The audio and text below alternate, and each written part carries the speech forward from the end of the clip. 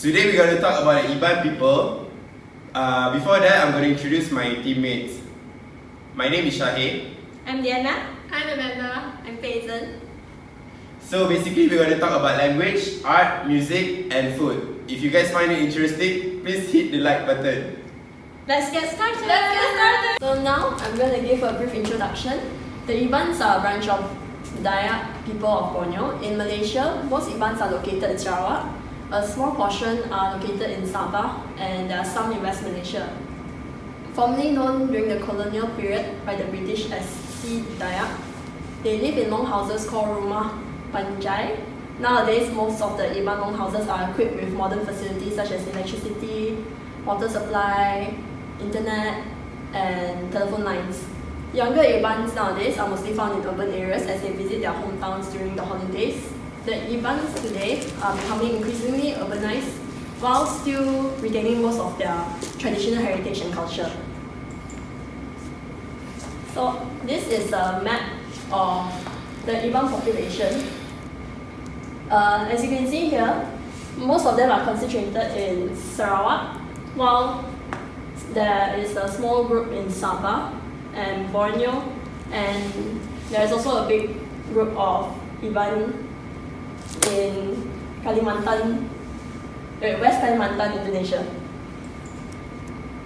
So now we're going to talk about Iban language. Iban language is a Malayo-Polynesian language. Yeah, it's closely related to Malay language and is spoken in Malaysia, Indonesia, and Brunei. The Iban language is spoken by 34% of the total population of Sarawak, as it is their largest language group in Sarawak. There are 3 groups that speak Iban, with a population of 751,000, and 711,000 of the population are from Malaysia, 21,000 are from Brunei, and the remaining 19,000 are from Indonesia. So, Iban alphabet is usually written in Latin alphabet, and their writing system is partially alphabetic and partially syllabic. The direction of writing is left to right as usual, and common phrases in Iban are Selamat pagi, which is good morning, which is the same as Malay, and there's also Selamat lamai, which is good evening, and Mana bertemu Nuan, which is pleased to meet you. And I'm going to talk about music. So the Iban music is percussion oriented, and the Iban musical heritage consists of various types of agong ensembles, and the percussion ensembles composed of large hanging suspended gongs which act as drones without any accompanying melodic instruments. So the typical Iban percussion ensemble include a set of angker murungs, a tawak, a bandai, and also a set of ketabong. And the Iban as well as the kayan also play an instrument resembling the flute, which is called sape. And the sape is the official musical instrument for the Malaysian state of Sarawak. Okay, tabo. Tabo is Iban's traditional music, and it's actually a combination of a set of the 4 musical instruments, namely angka rumung, tawak, babandai, and ketabong. So each of which is respectively played by one person in synchronization. And Iban's brass band orchestra with the babandai, it started with the babandai and is beaten first of all to determine the rhythm of the tabo. So, and then it's responded by the gendang drum, and after that followed by the tawak, which is the big gong, and finalized by the angker murung, which is a small gong set. So there's only 2 rhythms of tabo music that is played for the ngajat dance, and the ngajat dance is one of the traditional dance of Iban, and the rhythm is either slow or fast. And this tabo is usually played during social events, including agricultural rituals, weddings, victory celebrations, rituals for the dead, entertainment for visitors, and other community rituals. Okay, so these are the 5 instruments, the main instruments that I've mentioned just now. So angker rumung is the small gongs arranged together side by side and played like a xylophone. And the tawa is a so-called bass, which is a large gong. The benai is a gong less the size of a tawa, which acts as a snare gong. The sape, which is the official musical instrument for the Malaysian state of Sarawak. And lastly, katabong, which is sometimes called bedok, and it's a single-sided drum percussion. Yes, and these are the pictures of the 5 instruments. And the angkarumong, the katabong, the tawak, the babendai, and the sape. And I will show a video about the dance and the musical instruments played together at the end of our presentation. Okay, now I'm going to talk about the Iban arts. The first one is the weaving. Puah weaving is one of the well-known skills in the Iban community. The puah means kain. It's normally made from the shrubs, where normally they found in their gardens. The weaving is normally done by the woman, and the machine of the weaving is made by the men. Traditionally they use all the colouring from the plants. For example, the warm brick red colour in the puah design is made from the bark of the samak tree, and the purple is normally obtained from the leaf of the tarum plant. The most renowned textile for this weaving arts in Iban is called puah kumbu, which is like a cotton blanket. Normally the pattern of the puah is like they portray the Iban tribe lifestyle and belief. So now I'm going to talk about the Iban arts, the dance. The warrior dance is one of the traditional dance of the Iban community. It is normally performed during the Gawai Kenyalang, which is the Hornbill festival. They are also very good in carving the hornbill, as you can see. That is one of their carving during their festival. The fearsome of the Sarawak headhunters and the tribe victorious warrior are traditionally celebrated in this festival.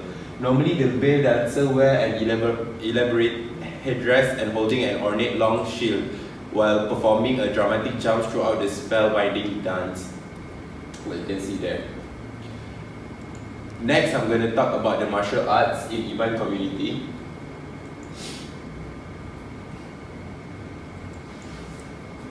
Okay, martial arts. Kuntao is one of the martial arts of the Iban, which is normally passed down by their ancestors and practiced from generation to generation. The Kuntao master is normally known as gurus among the Ibans. The gurus have set their own Kuntao area to encourage people to take up martial art and prevent the martial art from extinction. The important attribute in discipline and learner must have a dedicated and a clean heart. A clean heart, which means they won't use their skills to hurt other people with the martial arts. Each guru normally has their own bungai, which means their own technique. So different guru has different techniques of teaching the martial arts. I'm going to talk about traditional Iban food, which is panso. Panso food, which simply means the cooking of food or dish in a bamboo stem.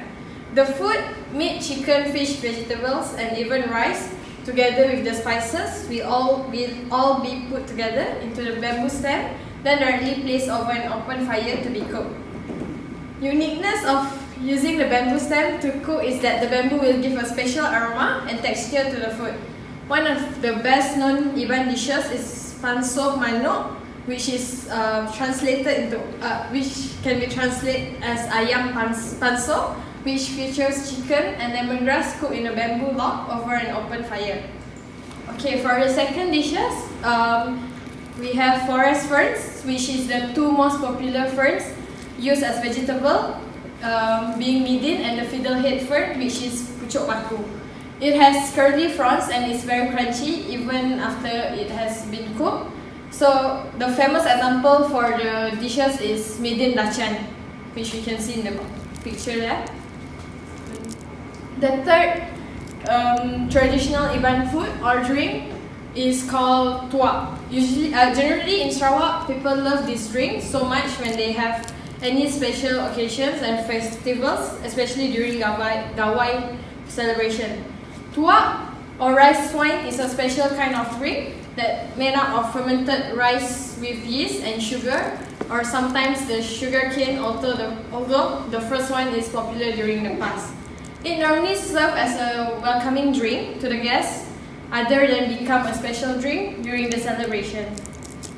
So moving on to the fourth food, traditional Iban food, we have sago grabs, which is a larva of sago palm weevil.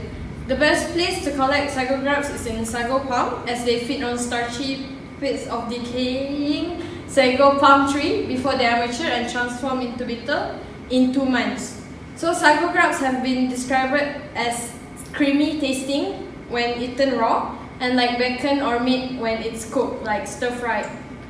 And the next one is bamboo clam, which is common now in Kuala Lumpur also, which they live in mangrove and usually serve raw, dipped with vinegar. And it tastes like a long, slimy oyster.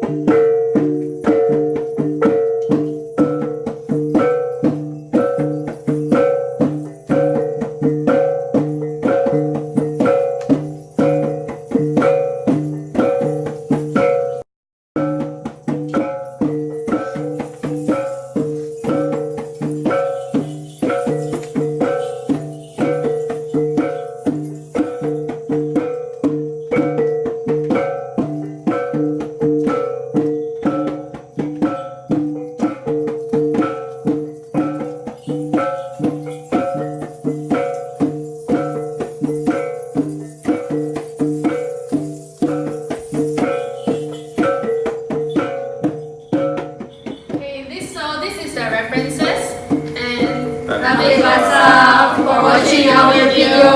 Don't forget to